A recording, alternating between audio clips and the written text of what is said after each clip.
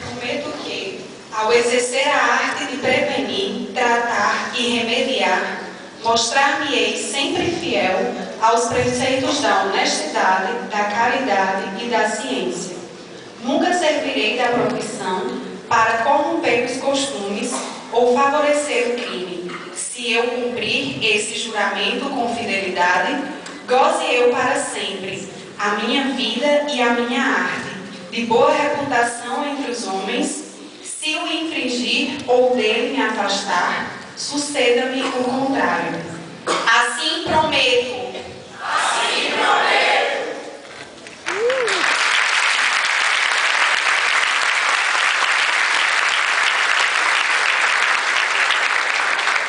Eu, professor José Camilo Barreto, reitor da Universidade Federal do Rio Grande do Norte, em nome do Governo da República Federativa do Brasil e na forma da legislação vigente, confiro o grau de cirurgião dentista aos concluintes que lhe foram apresentados, a fim de que possam usar as prerrogativas que lhes outorga a lei para o exercício de sua profissão.